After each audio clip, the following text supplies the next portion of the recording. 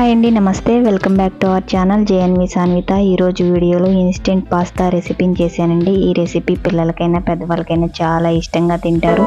పిల్లలకైతే స్నాక్స్ బాక్స్లోకైనా సరే, లంచ్ బాక్స్లోకైనా చక్కగా పెట్టేయవచ్చు.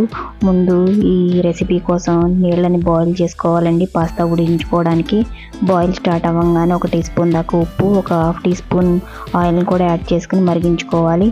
ఇప్పుడు 1 కప్పు దాకా ఫుల్ కప్పు పాస్తాని యాడ్ చేసుకోవాలండి. యాడ్ చేసుకుని ఒక 5 to 10 మినిట్స్ పాటు ఉడికించుకోవాలి. టైం కాస్త ఎక్కువే పడుతుందండి.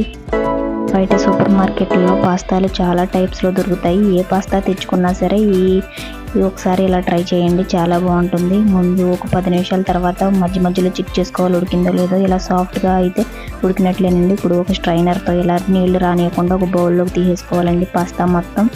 తీసుకున్న తర్వాత ఒక 5 నిమిషాలు ఇలా చల్లారి పెట్టుకోవాలి. ఈలోగా స్టవ్ ఆన్ చేసి పాన్ పెట్టుకుని ఒక 2 టీ స్పూన్ దాకా ఆయిల్ హీట్ చేసుకోవాలండి. ఈ రెసిపీకి ఆయిల్ కాస్త తక్కువే పడుతుంది. ఇప్పుడు 2-3 టేబుల్ స్పూన్ దాకా యాడ్ చేసుకోవాలండి. ఇప్పుడు ఒక 3 టేబుల్ స్పూన్ దాకా స్వీట్ కార్న్ తీసుకున్నాను. స్వీట్ కార్న్ పచ్చిదే తీసుకున్నానండి, అందుకే ముందుగా యాడ్ చేసుకుని ఇలా ఫ్రై చేసుకుంటే ఒక 5 నిమిషాలకి స్వీట్ కార్న్ కూడా ఉడికిపోతుంది.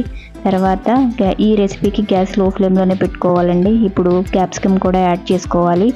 ఒక 2 టేబుల్ స్పూన్ దాకా క్యాప్సికమ్ ముక్కలను యాడ్ చేసుకుని ఇలా ఫ్రై చేసుకోవాలి. తర్వాత ఒక మీడియం సైజ్ టమాటాని తీసుకుని ఇలా ముక్కల కింద కట్ చేసి వాటిని కూడా యాడ్ చేసుకోవాలి. ఇప్పుడు 1 టీ స్పూన్ పచ్చిమిర్చి తరుగు, 1 టీ స్పూన్ వెల్లుల్లి తరుగుని యాడ్ చేసుకుని వీటిని కూడా యాడ్ చేసుకుని ఇలా గ్యాస్ లో ఫ్లేమ్లో పెట్టుకుని ఫ్రై చేసుకోవాలండి. ఈ వెజ్జెస్ అన్ని ఒక 50% ఉడికితే సరిపోతాయి. ఇప్పుడు ఫైనల్గా 1 టీ స్పూన్ దాకా సాల్ట్, 1 టీ స్పూన్ మిరియాల పొడి, 1 టీ స్పూన్ కారం, ఇప్పుడు 1 టీ స్పూన్ దాకా గరం మసాలా యాడ్ చేసుకోవాలి.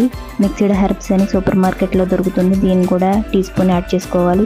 ఇది గాన మీ దగ్గర లేకపోతే దీన్ని స్కిప్ చేసేయండి. ఒక 2-3 టేబుల్ స్పూన్ దాకా టమాటా సాస్ని యాడ్ చేసుకుని ఇలా బాగా ఫ్రై చేసుకోవాలండి. రెసిపీకి మనం తీసుకున్న వెజ్జీస్ మసాలాలన్నీ ఫ్రై అయిపోయిన తర్వాత 2 టేబుల్ స్పూన్ దాకా వాటర్ని యాడ్ చేసుకుని కొంచెం ఉడికించుకోండి. ఎందుకంటే ఈ పాస్తా రెసిపీ కొంచెం డ్రైగా కాకుండా వెట్గా ఉంటుంది.